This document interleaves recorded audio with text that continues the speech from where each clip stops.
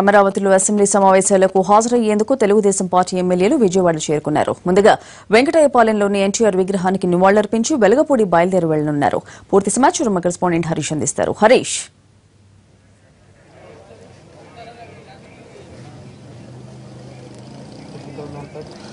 AP ప్రభుత్వం ఒక అరుదైనటువంటి ఘట్టంలోకి అడుగు పెట్టబోతుంది. ఒక అద్భుతమైనటువంటి ఘట్టం. ఒకవైపు అసెంబ్లీ తొలిసారిగా నిర్మించినటువంటి అసెంబ్లీకి ముఖ్యమంత్రి చంద్రబాబు నాయుడుతో పాటుగా ఎమ్మెల్యేలు, ఎంపీలు కూడా హాజరవబోతున్నటువంటి నేపథ్యంలో దీనికి సంబంధించినటువంటి భారీ ఏర్పాట్లు చేశారు. మరి కాసేపట్లో అధికారికంగా అసెంబ్లీకి సంబంధించినటువంటి ఏపీ అసెంబ్లీకి సంబంధించినటువంటి తొలి భవనం, నూతనంగా నిర్మించినటువంటి భవనంలో తొలిసారిగా అసెంబ్లీ సమావేశాలు ప్రారంభం కాబోతున్నాయి. ఉభయ సభలను ఉద్దేశించి గవర్నర్ నరసింహన్ సభలను ఉద్దేశించి ప్రసంగించబోతున్నారు. ఇంకోవైపు చూసుకుంటే కనుక ఇప్పటికే గవర్నర్తో పాటుగా ఇతర ప్రజాప్రతినిధులు అందరూ కూడా అసెంబ్లీ ప్రాంగణానికి చేరుకునేందుకు అసెంబ్లీ వైపు అడుగులు వేస్తున్నారు. ప్రస్తుతం అయితే వెంకటపాలెం వద్ద ఉన్నటువంటి పరిస్థితి మనం చూస్తున్నాం. ఇక్కడి నుంచి చంద్రబాబు నాయుడు, అదేవిధంగా లోకేష్, మంత్రులు, ఇతర ఎమ్మెల్యేలు, శాసనసభ్యులు, శాసన మండలికి సంబంధించినటువంటి సభ్యులంతా కూడా ఇదే రహదారి మీదుగా వెంకటపాలెం మీదుగా వెళ్లి అసెంబ్లీలో తొలిసారిగా తమ వాణిని వినిపించబోతున్నారు. ఇంకోవైపు చూస్తే కనుక నారా లోకేష్, టీడీపీకి సంబంధించినటువంటి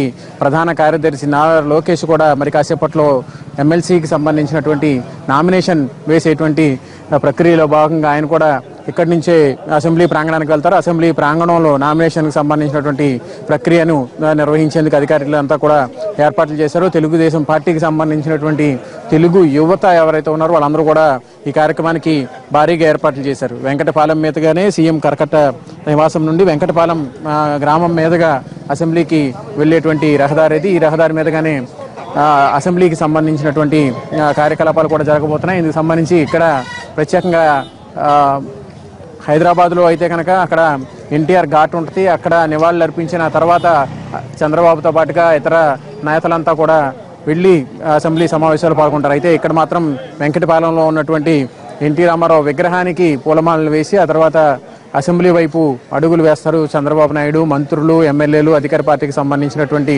నేతలంతా కూడా ఈ ఎన్టీఆర్ విగ్రహానికి నివాళులు అర్పిస్తారు. అక్కడి నుంచి వాళ్ళందరూ కూడా అసెంబ్లీకి బయలుదేరతారు. ఆ తర్వాత లోకేష్ కూడా ఇక్కడే ఈ ప్రాంగణంలోనే ఇంకో విగ్రహం ఉంది. ఆ విగ్రహానికి నివాళులు అర్పించిన తర్వాత ఆయన కూడా అసెంబ్లీకి వెళ్ళి అక్కడ నామినేషన్ దాఖలు చేస్తారు. ఇందుకు సంబంధించి తొలిసారిగా జరుగుతున్నటువంటి ఘట్టం కావడంతో భారీగా ఏర్పాట్లు చేశారు. ఇందుకు సంబంధించినటువంటి భారీ బందోబస్తు ఏర్పాటు చేశారు. వందల సంఖ్యలో పోలీసులు, అదేవిధంగా అడిషనల్ డీజీ స్థాయికి సంబంధించినటువంటి అధికారులంతా కూడా ఇక్కడికి ఈ ప్రాంతానికి చేరుకున్నారు. దాదాపుగా 14 కిలోమీటర్లు, విజయవాడ నుంచి 14 కిలోమీటర్లు వెళ్ళేటువంటి రహదారి పొడవునా కూడా ఎటు చూసినా కూడా పోలీసు దిగ్బంధనంలో ఉంది. వందలాది మంది, వేలాది మంది పోలీసులు ప్రత్యేకమైనటువంటి బలగాలతో, అదనపు బలగాలతో రంగంలో దిగారు. భద్రతకు సంబంధించినటువంటి వ్యవహారంలో ఎటువంటి రాజీ కూడా ప్రజెటువంటి పరిస్థితి లేదని చెప్పి అధికారులు కూడా ఇప్పటికే ప్రత్యేకమైనటువంటి ఏర్పాటు చేసినటువంటి నేపథ్యంలో ఇంకోవైపు ప్రజాప్రతినిధులందరూ కూడా ఒకే రహదారి మీదకి ఈ రహదారి మీదగానే వెళ్లేటువంటి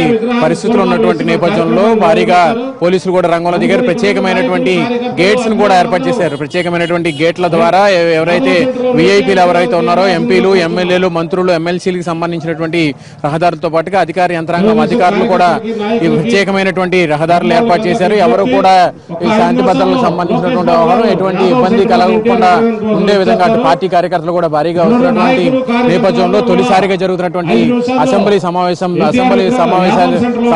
కావటం, ఈ సమావేశాల మీద సాధారణ ప్రజానీకంతో పాటుగా అటు రాజకీయ పార్టీకి సంబంధించినటువంటి నేతలు కూడా ఎక్కువగా ఇంట్రెస్ట్ చూపిస్తున్నటువంటి నేపథ్యంలో ఇప్పటికే సందర్శకుల తాకిడి కూడా పెరిగినటువంటి నేపథ్యంలో రహదారుల మీదుగా వెళ్లేటువంటి వీఐపీలు, సాధారణ ప్రజలకి వేరువేరుగా మార్గాలను కేటాయించారు. మరి కాసేపట్లో ఈ రహదారి మీదుగా వెంకటపాలెం మీదుగా చంద్రబాబు నాయుడు నూతనంగా నిర్మించినటువంటి అసెంబ్లీ సమావేశాలకి వెళ్తారు. ఇదే రహదారి మీదుగా గవర్నర్ కూడా అసెంబ్లీ సమావేశాలకు వెళ్తారు. ఆ తర్వాత లోకేష్ కూడా ఇదే ప్రక్రియలో భాగంగా నామినేషన్ వేసేందుకు వీళ్ళెందుకు ఏర్పాటు చేశారు. ఇందుకు సంబంధించినటువంటి భారీగా ఏర్పాటు చేశారు. తొలిగా లోకేష్ నామినేషన్కి వెళ్తారు. ఆ తర్వాత చంద్రబాబు నాయుడు, అధికార పార్టీకి సంబంధించినటువంటి నేతలు, గవర్నర్ కూడా ఈ రహదారి మీదుగానే వెళ్తారు. వెళ్ళి అక్కడ ఉభయ సభలను ఉద్దేశించి గవర్నర్ ప్రసంగించడం ద్వారా ఏపీ అసెంబ్లీకి సంబంధించినటువంటి తొలి భవనంలో అధికారిక కార్యక్రమాలు ప్రారంభం కాబోతున్నాయి. Swathi. Right, thank you so much Harish.